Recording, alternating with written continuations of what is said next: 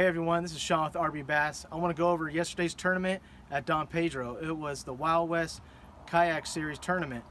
I was fortunate to get 6th place out of the 72 anglers. There was only 8 limits caught out of all 72. Some of the best anglers in the area were fishing that, so the conditions and this fishing was really tough. I was fortunate to get 2 days of pre-fishing in, fished all around Blue Oaks and the Floating Meadows launch ramp area, all around those houseboats and everything for like 2.5 to 3 hours. I didn't get anything. Left that, went towards the main body, made a right, head towards the island, head towards Lucas Gulch. Off that island, off the tip of it, I found a school of fish, caught a couple of those, left those alone, continued down to Lucas Gulch area. There's a submerged island top, caught some there. Second day of pre-fish, went to the other side of the lake. Still caught random fish here and there, but nothing that was real consistent. During practice, I was throwing everything. Top water first thing in the morning, reaction baits when that wind was picking up. I was throwing a dart head, jig, you name it, I threw it. The only thing that was working was a drop shot. So when it came to tournament time, I had 2 spots that were pretty dialed in. The wind was blowing from the north almost all week, the northwest, blowing in those areas, keeping all that bait and everything in there. Got to the first spot in the morning, threw the drop shot down, caught 4 there, went to the back side of the island, finished off my limit there, and I caught like another 5, another 6 there. All my fish were caught drop shot, and I had 3 drop shot rods. It was that tough, and the fish were being real finicky.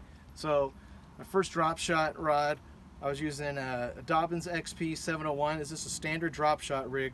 1/4 ounce drop shot weight, the size 1 Gamakatsu drop shot hook, 4-inch Robo Worm in the Prism Shad color. All my drop shot rods had the Prism Shad Robo Worm on it. The other one was the same size weight, same hook, same worm and everything. Only difference was the leader. I had a longer leader. It was a 30 to a 32-inch leader. Reason being was I was watching these fish like most people do. You see a fish, you drop down with the drop shot. They're following the worm down, but they weren't always eating it.